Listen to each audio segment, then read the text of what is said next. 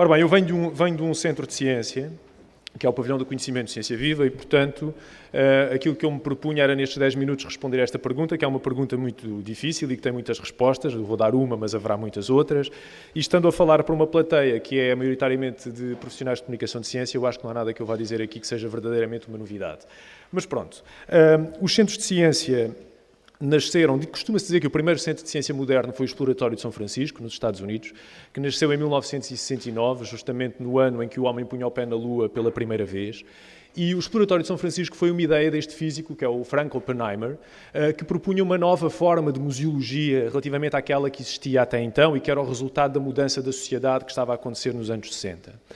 E o Frank Oppenheimer utilizou esta frase, que foi uma das frases mais citadas nas décadas seguintes,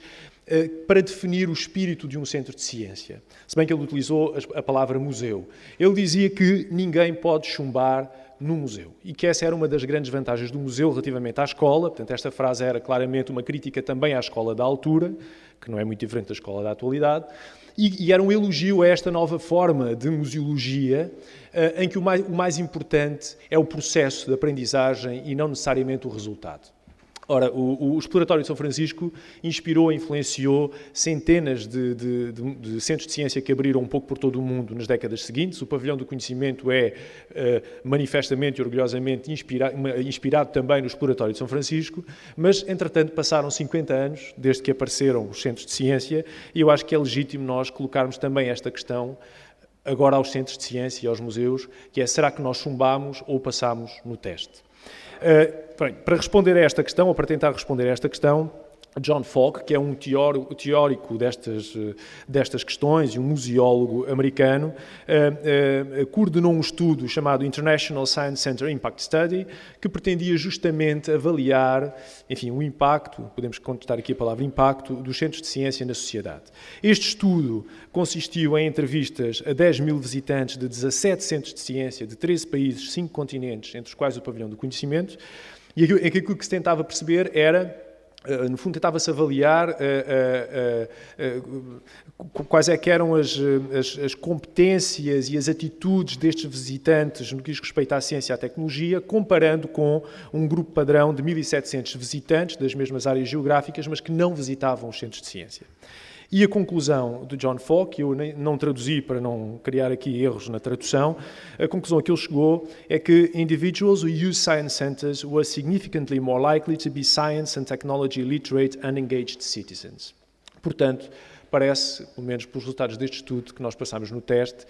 e que, de facto, aquilo que se percebeu é que existe uma correlação muito elevada entre as visitas a centros de ciência por parte de jovens e, sobretudo, por parte de adultos, o que pode ser surpreendente para as pessoas que ainda acham que os centros de ciência são espaços para crianças. Portanto, uma correlação forte entre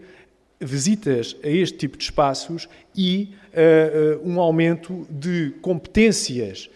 relativamente à ciência e tecnologia, conhecimento, compreensão, mas também atitudes como o interesse, a curiosidade, a identificação e a confiança.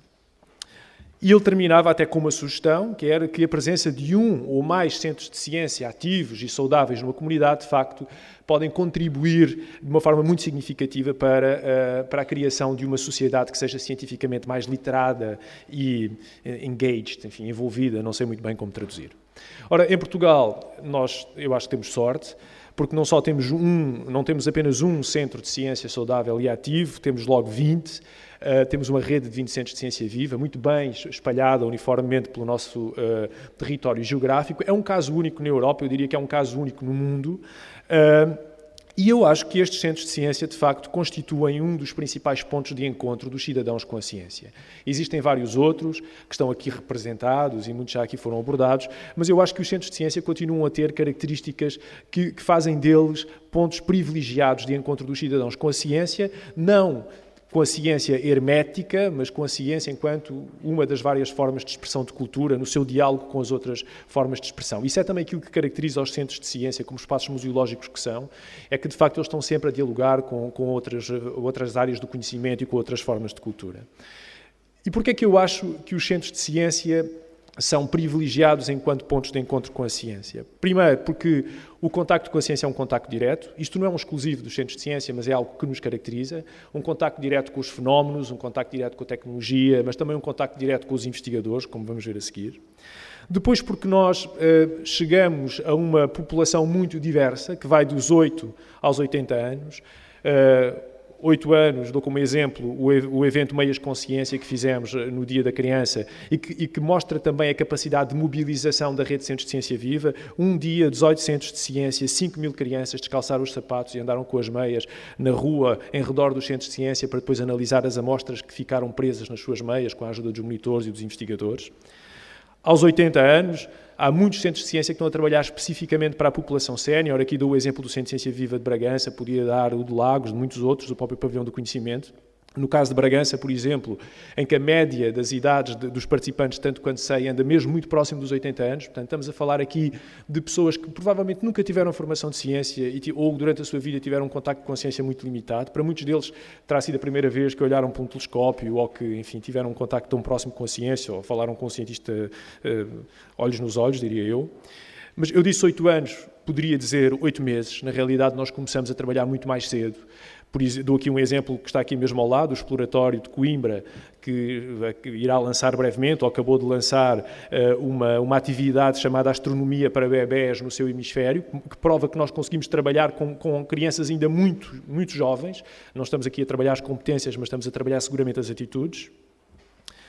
Depois, porque os centros de ciência, este encontro com a ciência faz-se um pouco por todo o lado. Não só no caso de Portugal, porque estamos geograficamente distribuídos pelo país, mas porque os nossos centros de ciência estão muito bem, relacionam-se muito bem com o contexto onde estão inseridos e, por isso, no Centro de Ciência Viva do Lousal, é muito provável que encontremos visitantes não só dentro do Centro de Ciência, mas a visitar as minas ou a visitar todo o património megalítico da região, ou, por exemplo, no Centro de Ciência Viva do Alviela, que está ali na foz do rio do Alviela, onde temos um carro extremamente importante. Os visitantes poderão estar dentro do Centro de Ciência, mas também poderão estar dentro das grutas, ou poderão estar a acompanhar os cursos de águas, a recolher vegetação, etc. E claro, já para não falar da Ciência Viva no Verão, que é talvez o programa mais emblemático da Ciência Viva, que começou por ser gerido pela agência centralmente em Lisboa, mas que nos últimos anos foi agarrado pelos vários centros de Ciência Viva, explorando as suas parcerias locais. E pronto, é claro, é também natural que uma das grandes vantagens do Centro de Ciência Viva seja a grande diversidade de estratégias de comunicação que nós temos, e que eu não vou aqui falar porque seguramente todos vocês já foram a um centro de ciência e, portanto, sabem que a diversidade de linguagem é muito grande. Mas nos centros de ciência não se encontra apenas a ciência, encontram-se também os cientistas. Eu creio que o professor Mariano Gá costumava dizer que o Centro de Ciência é o local com maior probabilidade de encontrar um cientista, ou que tem mais cientistas por metro quadrado. Eu acho que não são os Centros de Ciência, serão seguramente os laboratórios de investigação, mas enquanto espaço público que as pessoas podem visitar no seu dia-a-dia de acesso livre, de facto os Centros de Ciência serão os locais onde é mais provável encontrar um cientista. Dou como exemplo, no Pavilhão do Conhecimento, todos os meses nós temos uma conferência C, onde os cientistas vão falar sobre os temas da sua investigação diretamente com o público, mas também posso dar como exemplo a Noite Europeia dos Investigadores, que é isso mesmo, é um encontro dos investigadores com os cientistas. Em 2012, numa noite em que o tema era o desporto, em que trouxemos os laboratórios de investigação, os cientistas até ao pavilhão, tivemos 3.000 participantes numa noite, portanto, o que mostra a grande adesão a este tipo de iniciativas. Não só quem investiga, mas também quem aplica, os próprios empresários, os empreendedores. Um exemplo, o World Biotech Tour, uma iniciativa sobre biotecnologia com mais de 100 investigadores e empresários, que durante várias atividades que decorreram durante o fim de semana tivemos 2.700 participantes. E uma coisa que em Portugal ainda não se faz, mas eu acho que lá chegaremos muito em breve, que é também se pode fazer investigação dentro dos próprios museus e dos centros de ciência. Não estou a falar necessariamente de citizen science, não estou a falar necessariamente de investigação em comunicação de ciência, mas há muitas áreas de investigação que precisam de pessoas como objetos de investigação e os centros de ciência estão cheios de pessoas, muitas pessoas, muito diferentes. E, portanto, quem sabe um dia a investigação em ciências sociais, psicologia, enfim, o funcionamento do cérebro, lá fora já existem muitos casos, até inclusivamente laboratórios de nanotecnologia a funcionar dentro dos centros de ciência, e enquanto os investigadores fazem a investigação, estão a comunicá-la em direto. Tudo isso é muito interessante de se discutir também.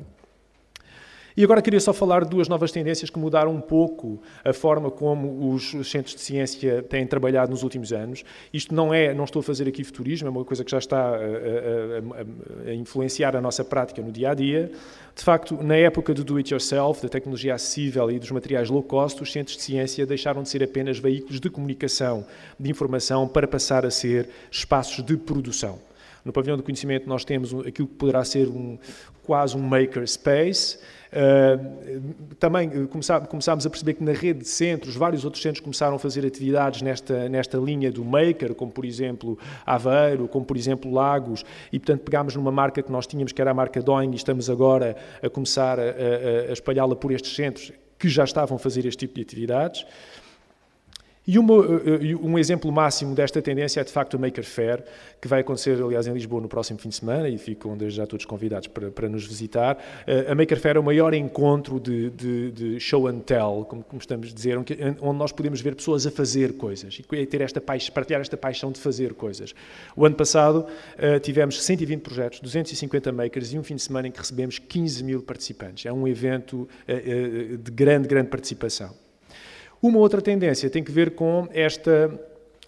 noção que todos temos agora de que é necessário estimular a inovação social e também partilhar a decisão política nas nossas sociedades, que foi algo que já se falou aqui muito nisto, e nesta linha os centros de ciência têm tido um papel, eu acho, muito importante, tornando-se locais de participação e de consulta pública, associando-se a projetos de Responsible Research and Innovation, que são projetos em que, antes da fase de investigação, os stakeholders, os interessados nessa investigação, são convidados a partilhar as suas ideias, a levantar as suas questões, enfim, até as mesmas questões morais e éticas que a investigação possa levantar antes da investigação ser feita, antes de ser feita a regulamentação. E isto, portanto, os centros de ciência aparecem aqui como locais que potenciam estes fóruns de discussão, não só no âmbito de projetos europeus, mas também no âmbito nacional, de realidade local, como é o caso dos laboratórios de participação pública, que é uma iniciativa do Ministério da Ciência e Tecnologia, que estão a decorrer agora no Centro de Ciência Viva de Braga, mas que muito brevemente estarão também a decorrer no Algarve. E, portanto, os centros de ciência estão-se a tornar plataformas colaborativas de debate político e de construção das agendas de investigação, envolvendo os cidadãos na definição das estratégias e na procura de soluções para os desafios da sociedade. Portanto, eu olho para os centros de ciência, enfim, neste conjunto de vários agentes de comunicação de ciência, e faltam ali alguns, faltam as bibliotecas, falta o teatro, enfim, haverá muitos mais. Eu olho para os centros de ciência quase como que um espaço que não ocupa espaço, quase como um fórum ou uma ágora onde todos estes agentes podem participar, e que nós gostaríamos que eles participassem cada vez mais e participassem um com os outros, com o objetivo de atingir esta visão que nós temos para o futuro, de que, de facto, os cidadãos são o motor e o conhecimento científico é o combustível da participação cívica e da inovação responsável que irá contribuir para uma sociedade mais sustentável e com maior dinamismo e justiça social, económica e cultural. E eu acredito que esta visão será possível de alcançar a médio e curto prazo. Muito obrigado.